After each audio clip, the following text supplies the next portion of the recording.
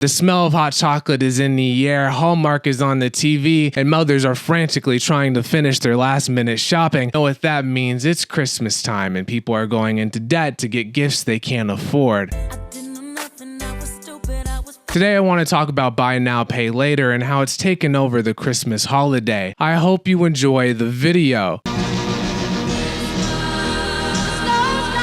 $1 billion, and they racked up more than $1 billion in buy now, pay later financing. That's the most ever. I'm not wearing this Christmas hat for the rest of the video. I'm sorry, I'm not that committed to the bit. Hold on. Okay, that's much better. Back on brand. So recently we had Black Friday and Cyber Monday, and consumers spent billions of dollars on gifts and other items, and that surprised a lot of people because generally people think that the economy is doing bad. We're struggling to get groceries. We're struggling to afford daily necessities. How are people going out and spending $300 on a purse, a new pair of shoes, or even a bottle of cologne? The answer is buy now, pay later. Actually, this time it broke records for the amount of people who were using it. And that's interesting to me because if you ask people, they say that they're struggling with money. They don't have enough money for their basic living expenses like groceries or bills like hot water. So why are people using Chime, Klarna, or any of these other buy now, pay later things? You would expect them just not buy anything at all and just save their money instead of getting something that they don't need. The answer is they're being manipulated. And I already went over some of the tactics that corporations use to get you to spend when you really don't want to, when you have a plan not to spend, when you're trying to be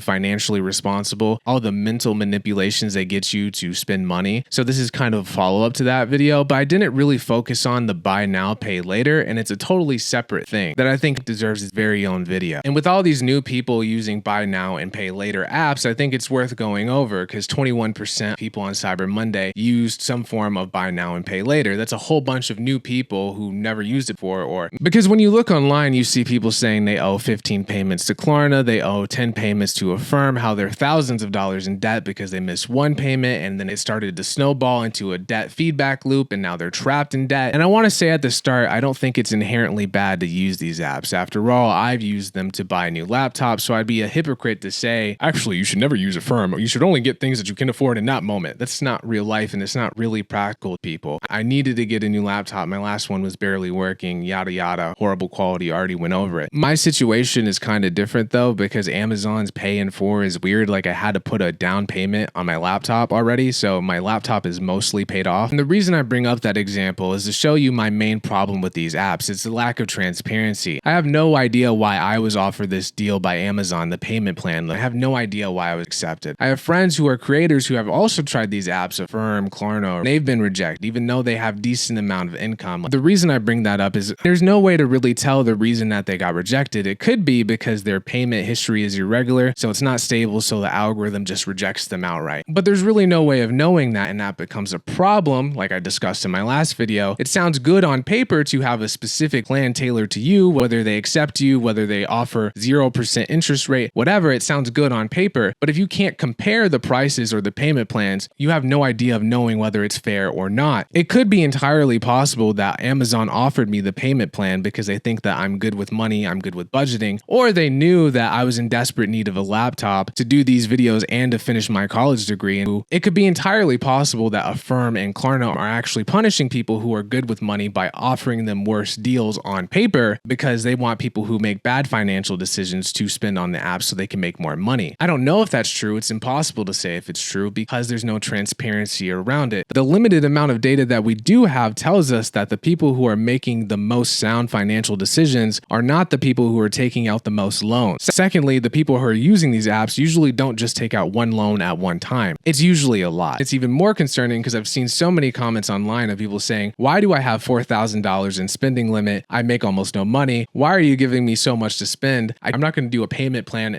on a car. Why are you giving this to me? Why are you giving me the chance to pay this way? People who know that they shouldn't have this limit on the app because they don't have that limit on their credit card, or they've just been historically bad with money. Why is my limit this high? Who knows? Like opening up Klarna, PayPal, Afterpay, any of those things. Like if I open up any of those apps, my limit is astronomical. And I don't know how or why or who decided that I can handle that. They were wrong. I'm about to fly to Africa on vacation on like 4 easy payments at this point. Like at this point, I might buy like a new Lexus truck. And I've seen videos like this. People were like, I normally wouldn't buy anything, but my limit's so high, you know, it's only $34 a month. And they talk themselves into overspending. Klarna has been the absolute bane of my life. I literally have zero willpower when it comes to spending money. And every month I'm just paying off my Klarna payments and then building them back up again. The stress each month literally just hasn't been worth it. Because I know I've got the comfort of Klarna, I buy things that I really don't need. I overspend way too much. And I've realised that it needs to stop. My girl math religion has become that Klarna Pay in 3 makes whatever you're buying so much cheaper. So I don't know if you know this, but there's actually an option within your settings on Klarna to deactivate your credit. You don't have to have paid off everything so far. You can literally deactivate it from now. And in order to get it back, you have to contact customer services, which I don't know if you're like me, I will be too lazy to do. It goes back to my previous video, how marketing is mostly you talking yourself into buying something or overspending your own money. There are plenty of people who would never overspend if their limit was never that high to begin with. And you can kind of see this in the Klarna card marketing.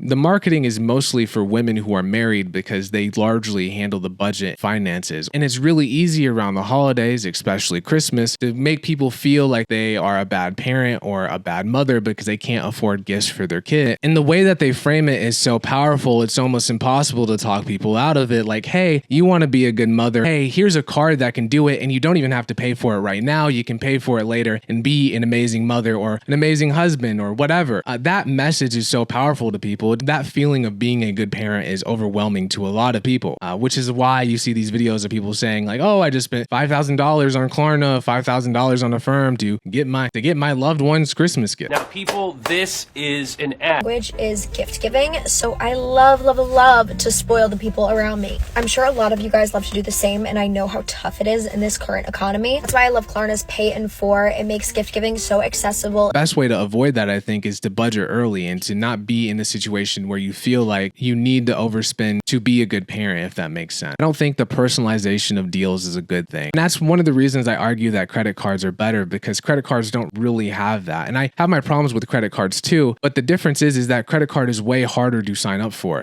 The Times quotes a marketing professor who very wisely points out that these buy now, pay later apps have positioned themselves as, quote, kinder, gentler, and more honest than credit cards, which is something that appeals to Gen Zers who grew up associating credit cards with debt. A lot of people who exist right now who cannot get a credit card, but they can get accepted to Affirm or Klarna or whatever, which is crazy. That's insane. Easy approval process, 33%, because they're probably not going to get approved for anything else. Credit cards are maxed out.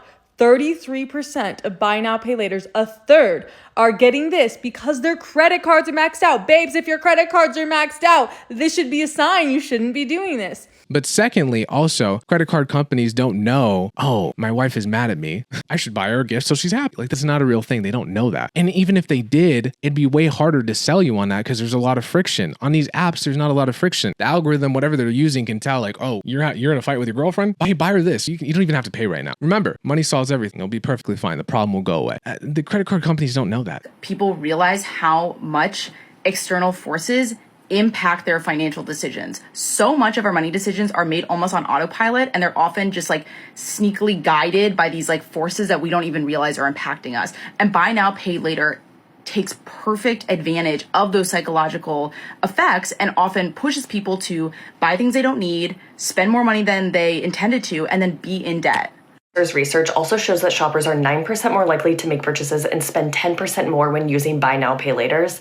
All of this is driven by something called present bias, even if you're not familiar. But maybe you don't think that's a big deal. But what I would say is a big deal, besides the personalization aspect of it, is that credit cards have insurance to them. And a lot of people don't understand that. When you use these apps, Klarna, Affirm, whatever, they don't have insurance on. So if you get the wrong thing or it's broken or whatever, it is way harder to get a refund than if you use a credit card. I've seen stories about that online, people fighting for weeks, trying to get something solved because they went to return something. The return was processed, but Affirm or one of these other companies just didn't accept it, and they were still taking money out of the account. Eagle purchase in September, returned everything in October. I used Affirm. I went to American Eagle when I made the return. The return was super weird. They needed a card. They couldn't just use the receipt, whatever. I called American Eagle though. The return was successful. They could see the refund. It's Affirm that's giving me issues. So it is December 5th. I made this return October 16th, and I still have not received a check, refund, nothing. I've called 5 times, and this last time I called, I absolutely freaked out. Honestly, was embarrassing. I was crying too. Over the last 2 weeks, I wasn't able to work, and I had some unpaid time off. $116 around Christmas is a lot of money. That happened to me last Christmas. I got something for someone and it was broken and I had to return it, but I used a pay in 4 plan. And what happened was really weird. The company themselves just gave me all the money to my account. They just returned, I think, $700 to my account, but the pay in 4 was still going on. So it was just taking the $700 that they put in my account and just taking it off every week. It was weird, but that doesn't happen with credit cards. And another thing that happens is if you miss a payment, it's a lot better on a credit card to miss a payment than it is for Affirm or any of these other companies. If you miss a payment, you have a lot of leeway with a lot of credit card companies, especially if you were like a routine customer and you have like good credit score, they'll help you out. But with these buy now and pay later things, they don't really care. There's so many stories of people missing one payment and then just get stuck in this loop. And sure, you can argue like, I will never miss a payment, I'm good with my money, but unexpected things happen in life all of the time. You're basically arguing that you're going to have a perfectly undramatic life for 96 months. Do you really think that's true? Like, do you really think that you're never going to miss a payment in 96 months? An organised girly. Every month when we get paid, I have a spreadsheet and I go through it and I pay it off. The bill is due on the 1st of May. I would go in, say we get paid on the 27th, and I'd pay it on the 27th. Now I always do the same for Klarna. It gives you the feature to kind of like pay early for that statement or like that month, the coming month's bill. So on the 27th of April, payday, go into Klarna, pay them, money's taken. And then like a week later, I noticed that they're trying to take another payment and I was thinking, oh, I don't like that. So I pulled all the money out of that account because I thought if they take that second payment, I'm probably never going to see that money again. So then they're hounding me, saying you've missed a payment, you've missed a payment. And I was like, no, I haven't, because I paid it in advance. And I've been on with customer service for maybe 3-4 hours over the last few weeks trying to resolve it. And every time they've called me a liar, they've hung up on me. They're not helpful. When you speak to them on the phone, they hang up on you. And now it's shown as a missed payment. And I've even had an advisor tell me over the phone, like, oh yeah, I can actually see that you've paid all of your payments. But because you pay early, like it's come off the total bill and not off for that month, which is a complete lie because I do that every single month. So now I'm actually paid up, but they're telling me I've missed a payment. Just been hung up on again. And I've decided to pay my bill completely because I can't be bothered to deal with them. But it's going to show as a missed payment on my credit score when I've never missed a payment. And we're renewing our mortgage in 3 months.